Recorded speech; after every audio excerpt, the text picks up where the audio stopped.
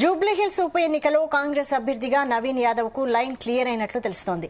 కొంతకాలంగా అజారుద్దీన్ పోటీ చేస్తారని ప్రచారం జోరుగా సాగింది. హైకమాండ్ నేతలు కూడా అజారుద్దీన్ కు భరోసా ఇచ్చినట్లు ప్రచారం జరిగింది. అనూహ్యంగా ఇప్పుడు అజారుద్దీన్ ఎమ్మెల్సీగా పంపాలని మంత్రివర్గం నిర్ణయించింది. దీంతో నవీన్ యాదవ్ కే జూబ్లీహిల్స్ టికెట్ దక్కే అవకాశాలు సుగమమయ్యాయి. నవీన్ యాదవ్ ను అభ్యర్థిగా నిలిపితే జూబ్లీహిల్స్ లో విజయం ఖాయమన్న అంచనాలో సీఎం రేవంత్ రెడ్డి ఉన్నట్లు తెలుస్తోంది.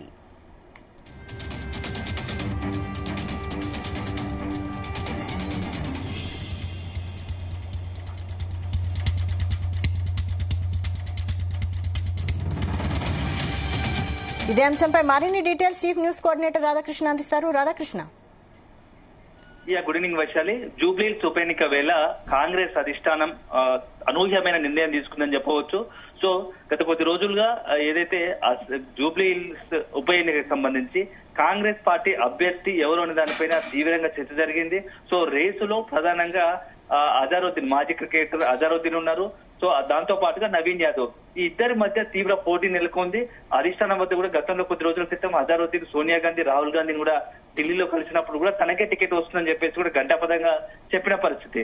అయితే ఇప్పుడున్న పరిస్థితుల్లో అజారుద్దీన్ విషయంలో కాంగ్రెస్ పార్టీ తరఫున కొంత కాంగ్రెస్ పార్టీ కొన్ని పొలిటికల్ గా కొన్ని వ్యూహాత్మక అడుగులు వేస్తుందని చెప్పవచ్చు. ఎందుకంటే ఇటీవల కాలంలో రాష్ట్రంలో మొత్తం బీసీల చుట్టూ రాజకీయం తిరుగుతోంది. సో మొదటి నుంచి కూడా బీసీ అభ్యర్థి అయితే బాగుంటుంది జూబ్లీహిల్స్ లో అని చెప్పేసి కూడా సీఎం రేవంత్ రెడ్డి ఆలోచన ఉంది. సో ఈ నేపథ్యంలో అందులో నవీన్ యాదవ్ లోకల్ గా స్థానికంగా స్ట్రాంగ్ గా ఉన్నాడు. సో అతనికి ఒక రకంగా ఎంఐఎం సపోర్ట్ కూడా ఉంది.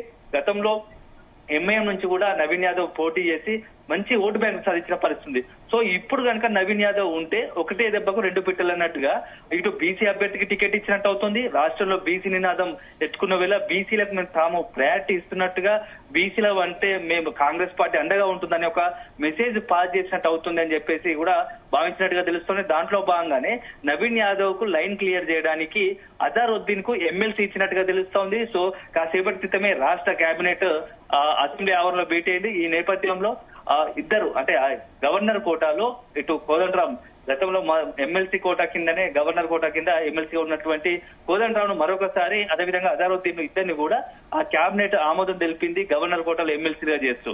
సో ఈ నేపథ్యంలో మొత్తంగా కూడా జూబ్లీహిల్స్ ఉప ఎన్నిక పైన దృష్టి మళ్ళిందని చెప్పవచ్చు. అజారుద్దీన్ కు ఎమ్మెల్యే సంబంధించి అభ్యర్థికి సంబంధించి తప్పించి ఎమ్మెల్సీగా ఇవ్వడంతో ఒక మొత్తంగా కూడా ఉప ఎన్నికకి సంబంధించి అభ్యర్థి విషయంలో కాంగ్రెస్ అధిష్టానం ఒక స్పష్టత ఇచ్చినట్టయింది. అయితే అజారుద్దీన్ కు ఏమాత్రం ప్రాధాన్యత తగ్గకుండా మొదటి నుంచి కూడా కాంగ్రెస్ అంటిపెట్టుకుని ఉండడం. అయితే జూబ్లీహిల్స్ అభ్యర్థిగా అజారుద్దీన్ ప్రకటిస్తా అంటే కొద్ది ఎంఐఎం నుంచి కూడా కొంత వ్యతిరేకత వచ్చింది. అజారుద్దీన్ అయితే మేము మీకు మద్దతు ఇవ్వలేము అన్నట్టుగా కూడా ఎంఐఎం కాంగ్రెస్ కు షరతు పెట్టినట్టుగా తెలుస్తోంది. ఒకవేళ నవీన్ యాదవ్ అయితే ఖచ్చితంగా మేము ఆ నవీన్ యాదవ్ కు అండగా ఉంటాము, మీ కాంగ్రెస్ కు మద్దతు ఇవ్వడానికి కూడా వెనుక ఇస్తాము అన్నట్టుగా కొంత రేవంత్ తో ఎంఐఎం సంబంధించిన ముఖ్య నేతలు మాట్లాడినట్టు తెలుస్తుంది. ఈ నేపథ్యంలో అజారుద్దీన్ విషయంలో కొంత కాంగ్రెస్ కూడా వెనుకడుగు వేసి మధ్య మార్గంగా అజారుద్దీన్ కు ఎమ్మెల్సీ అవకాశం ఇచ్చినట్టు అవుతుంది. అయితే అజారుద్దీన్ కు ఎమ్మెల్సీ ఇచ్చిన నేపథ్యంలో కూడా కొంత దీంట్లో మరొక కోణం కూడా ఉందని మనకు సమాచారం అందుతుంది. అజారుద్దీన్ ను త్వరలోనే మంత్రివర్గంలో తీసుకోవాలని ఒక ఆలోచనలో కూడా రేవంత్ రెడ్డి ఉన్నట్టుగా తెలుస్తోంది. దాని విషయంలోనే అజారుద్దీన్ సంబంధించిన విషయంలో కాంగ్రెస్ అధిష్టానం కూడా కొంత సానుకూలంగా ఉంది. సోనియా గాంధీ, రాహుల్ గాంధీ కూడా ప్రత్యేక శ్రద్ధ తీసుకుంటే బాగుంటుంది, పరిశీలించాలని చెప్పేసి కూడా రేవంత్ రెడ్డికి సూచించినట్టుగా తెలుస్తోంది. దానికి కారణం ఏంటంటే హైదరాబాద్ పరిధిలో ఇప్పటికీ హైదరాబాద్ రంగారెడ్డి పరిధిలో మంత్రివర్గంలో ఎవరికి చోటు దక్కలేదు. సో గత కొద్ది రోజులుగా కూడా దానిపైన పెద్ద ఎత్తున డిమాండ్ వస్తా ఉంది. ఈ నేపథ్యంలో హైదరాబాద్ రంగారెడ్డి పరిధిలో మంత్రివర్గంలో చోటు దక్కకపోవడంపై ఇబ్రహీంపట్నం ఎమ్మెల్యే ఉన్నటువంటి మల్లెడ్డి రంగారెడ్డి కూడా తీవ్ర వ్యాఖ్యలు చేశారు. అవసరమైతే పార్టీకి రాజీనామా చేస్తానని చెప్పేసి కూడా అన్న సందర్భాలు ఉన్నాయి. సో ఈ నేపథ్యంలో ఒకటే దెబ్బకు రెండు పిట్టలు అన్నట్టుగా ఒకవైపు హైదరాబాద్ జిల్లా నుంచి, హైదరాబాద్ రంగారెడ్డి పరిధిల నుంచి మంత్రివర్గంలో తీసుకోవడం, అదే సందర్భంలో ఆ మైనార్టీ కోటాలోకి మంత్రివర్గంలో తీసుకోవడం, జూబ్లీహిల్స్ ఉప ఎన్నికకు చెక్కు పెట్టినట్టుగా ఇట్లా మూడు త్రిముఖంగా ఆలోచించినట్టుగా తెలుస్తోంది. వ్యూహాత్మకంగానే కాంగ్రెస్ అధిష్టానం అడుగులు వేసినట్టుగా తెలుస్తోంది. సో ప్రస్తుతం మైనార్టీకి సంబంధించి మంత్రివర్గంలో అవకాశం లేదు. సో అజారుద్దీన్ మంత్రివర్గంలో తీసుకుంటే మైనార్టీ కోటాకు చెక్ పెట్టినట్టు అవుతుంది. హైదరాబాద్ కోటా నుంచి తీసుకుంటారు కాబట్టి హైదరాబాద్ కోటాకు చెక్ పెట్టినట్టు అవుతుంది. సో అన్ని ఆలోచించి ఇటు జూబ్లీహిల్స్ ఉప ఎన్నిక విషయంలో కూడా ఆయనకు ప్రాధాన్యత తగ్గకుండానే ఒక రకంగా మార్గం సుగమం చేసినట్టు అవుతుంది. ఏదైతే తీవ్ర పోటీ నెలకొంది. ఆ పోటీ నుంచి కూడా తప్పించినట్టు అవుతుందని చెప్పేసి ఆలోచించి ఈ నిర్ణయం తీసుకున్నట్టుగా తెలుస్తోంది. సో మొత్తంగా ప్రస్తుతం రేవంత్ ఏదైతే అనుకుంటున్నాడో తాను అనుకున్నట్టుగానే నవీన్ యాదవ్ విషయంలో కొంత సానుకూలంగా ఉన్నట్టు తెలుస్తుంది. మొదటి నుంచి నవీన్ యాదవ్ కి దాదాపుగా టికెట్ ఇచ్చే అవకాశం కనపడుతుంది. నవీన్ యాదవ్ కి ఇస్తేనే జూబ్లీహిల్స్ లో ఖచ్చితంగా గెలిచే అవకాశాలు ఎక్కువ ఉన్నాయి. సో మొదటి నుంచి కూడా చాలా రోజుల నుంచి అక్కడ నవీన్ యాదవ్ యాక్టివ్ గా ఉండడం, యువకుడు కాబట్టి 100% నవీన్ యాదవ్ అయితేనే గెలుస్తాడు. ఒకవేళ కనుక అజరుద్దీన్ దించితే కాంగ్రెస్ మద్దతు ఉన్నప్పటికీ ఎంఐఎం కాస్త వెనుకడుగు వేస్తుంది. అజరుద్దీన్ కు వ్యతిరేకంగా చేసే అవకాశం ఉంటే చూస్తూ జూబ్లీహిల్స్ సంబంధించి కాంగ్రెస్ ఓటమి పాలయ్యే అవకాశాలు ఉంటాయనే ఒక ఆలోచనకు వచ్చినట్టుంది. దాంట్లో భాగంగానే ప్రస్తుతం ఆ ఎమ్మెల్సీగా అజరుద్దీన్ ప్రకటించినట్టుగా తెలుస్తుంది. మొత్తానికైతే గత కొద్ది రోజులుగా జూబ్లీహిల్స్ ఉప ఎన్నిక విషయంలో ఏదైతే మొత్తంగా కూడా అస్పష్టంగా తీవ్ర పోటీ నెలకొందో దానికి అన్నిటికీ కూడా కాంగ్రెస్ చెక్ పెట్టినట్టుగా తెలుస్తోంది. అయితే ఇప్పుడు లక్కీ అజరుద్దీన్ కూడా ఒక లక్కీ జాక్పాట్ కొట్టినట్టయితే ఎమ్మెల్సీ వెంటనే మంత్రివర్గంలో కూడా తీసుకునే అవకాశం ఉన్నట్టుగా తెలుస్తోంది. సో అదే జరిగితే అజరుద్దీన్ అంటే మాజీ క్రికెటర్ గా ఉన్నటువంటి టీం లీడ్ చేసినటువంటి కెప్టెన్ ఉన్నటువంటి అజరుద్దీన్ మంత్రివర్గంలో సీఎం రేవంత్ రెడ్డి కెప్టెన్ గా ఉన్నటువంటి కేబినెట్ టీమ్ లో కూడా చేరే అవకాశాలు కనబడుతున్నాయి వైశాలి. అయితే ప్రస్తుతం బీసీ రిజర్వేషన్ల అంశం కూడా ఎక్కువగా ప్రాధాన్యత ఉన్న ఈ టైంలో బీసీకి ఇస్తే విజయం సాధించవచ్చని కాంగ్రెస్ భావిస్తోందా? ఖచ్చితంగా ఇప్పుడు ప్రస్తుతము రేవంత్ కావచ్చు, అదేవిధంగా కాంగ్రెస్ అధిష్టానము ప్రధానంగా తీసుకున్న నిర్ణయం వెనుక కారణం అదే. ఎందుకంటే గత కొద్ది రోజులుగా ఎప్పుడైతే తెలంగాణ రాష్ట్రంలో కులగణన జరిగిందో కులగణన తర్వాత అంతా కూడా రాజకీయాలు ఒక్కసారిగా మారిపోయాయి. సో బీసీల చుట్టే రాజకీయాలు తిరిగే అంటే బీసీలకు ప్రాధాన్యత ఇవ్వాలని చెప్పేసి ప్రతి పార్టీ కూడా భావిస్తోంది.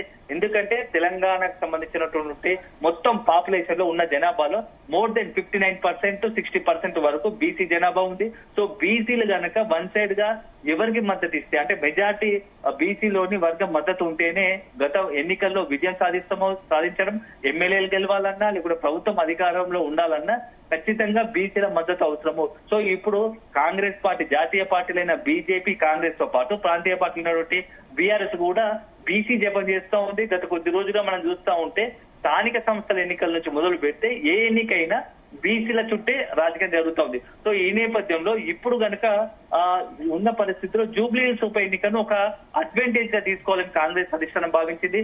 దాంట్లో భాగంగానే బీసీ సంబంధించి నవీన్ యాదవ్ ను మొత్తంగా కూడా అభ్యర్థిగా దింపాలని భావిస్తోంది. దీంతో ప్రతిపక్షాలు ఏదైతే కాంగ్రెస్ పార్టీపై చేస్తున్న ఆరోపణలు ఉందో వాటికి చెక్ పెట్టినట్టు అవుతుంది. ఒకవేళ కనుక బీసీగా అభ్యర్థిగా ఉన్నటువంటి నవీన్ యాదవ్ గెలిస్తే తదుపరి ప్రభుత్వంలో యంగ్ ఉన్నటువంటి యువకుడుగా ఉన్నాడు కాబట్టి మరింత అవకాశాలు పెంచి పొజిషన్ అవుతుంది. భవిష్యత్తులో కూడా బీసీలకు కాంగ్రెస్ పార్టీ అండగా ఉంటుందనే ఒక సందేశాన్ని పంపాలనుకుంటుంది. దాంట్లో భాగంగానే ఇప్పుడు ఈ నిర్ణయంగా ఉన్నట్టు తెలుస్తా ఉంది. సో మొత్తంగా చాలా ఆచితూచి వ్యవహరించి వ్యూహాత్మకంగానే కాంగ్రెస్ అధిష్టానం ఇలాంటి నిర్ణయం తీసుకున్నట్టుగా తెలుస్తోంది. సో ఒకవైపు ఇది ఇలా ఉంటే ఈ రోజు కేబినెట్ భేటీలో కూడా చాలా కీలకమైన అంశం ఒకటి కేబినెట్ కి సంబంధించి గవర్నర్ కోటాకు సంబంధించి ఎమ్మెల్సీల ప్రకటన అయితే అదొకటైతే మరొకటి బీసీలకు సంబంధించి 42% సంబంధించి స్థానిక సంస్థ ఎన్నికల విషయంలో బీసీలకు 42% రిజర్వ్పై కీలక నిర్ణయం తీసుకుంది. సో గతంలో ఉన్నటువంటి రిజర్వేషన్ 50% పరిమితిని ఎత్తేస్తూ కూడా ఒక నిర్ణయం తీసుకుంది. త్వరలోనే దీనికి సంబంధించి పంచాయతీ రాజ్ శాఖ సవరణ బిల్లును కూడా అసెంబ్లీలో పెట్టబోతోంది. సో అది కనుక వెంటనే ఆమోదించిన వెంటనే జీవో విడుదల చేసి ఎన్నికల సంఘం రాష్ట్ర ఎన్నికల సంఘం ద్వారా కూడా ఎన్నికల షెడ్యూల్ ప్రకటించే వెంటనే ప్రకటించి 2-3 రోజుల్లోనే చాలా ఇంపార్టెంట్ కీలకమైనటువంటి మొత్తంగా కూడా ప్రక్రియ మొదలు కాబోతుందని తెలుస్తోంది. సో అనుకున్నట్టుగానే మేము ప్రభుత్వ పరంగా చిత్తశుద్ధితో 42% రిజర్వేషన్ ఇవ్వాలని బీసీలకు కట్టుబడి ఉన్నాము. దాని ప్రకారమే అన్ని చర్యలు తీసుకుంటాం. ఒకవైపు కేంద్రం సహకరించట్లేదు, గవర్నర్ వద్ద ఆర్డినెన్స్ పెండింగ్ ఉంది. అయినా మేము బీసీల విషయంలో ఏ మాత్రం వెనక్కి తగ్గొద్దని ఒక భావంతో ఉన్నాము. కాంగ్రెస్ పార్టీ బీసీల వైపు ఉంది అనే చిత్తశుద్ధి ఉందని తప్పేసి ఇట్లాంటి కొన్ని నిర్ణయాలు తీసుకుంటున్నామని చెప్పేసి కూడా కాంగ్రెస్ పార్టీ చెప్తా ఉంది. సో మొత్తానికైతే ఈ రాబోయే 2-3 రోజుల్లోపు చాలా కీలక పరిణామాలు జరుగుతూ ఉంటున్నాయి. ఒకవైపు పంచాయతీ రాజ్ శాఖ సంబంధించిన సవరణ బిల్లు రిజర్వేషన్ విషయంలో ఒకటి అమెండ్మెంట్ బిల్లు పెట్టబోతున్నారు. సో దాన్ని వెంటనే ఆమోదం తెలుపుతారు. తర్వాత గవర్నర్ వద్దకు అదే సందర్భంలో నెక్స్ట్ జీవో జారీ చేయడం, అదేవిధంగా ఎన్నికల సంఘం నుంచి కూడా షెడ్యూల్ విడుదల కావడం, ఇవన్నీ కూడా 1 by 1 నెక్స్ట్ వీక్ లో చాలా మండే నుంచి కూడా కీలక కొన్ని అంశాలు జరగబోతున్నాయి. సో మొత్తానికి ఏదైతే ఏముంది ఈ రోజు కేబినెట్ భేటీలో తీసుకున్నటువంటి నిర్ణయాలు మాత్రం చాలా ఇంట్రెస్టింగ్ గా ఉన్నాయని చెప్పవచ్చు Vaishali. Okay, thank you Radhakrishna.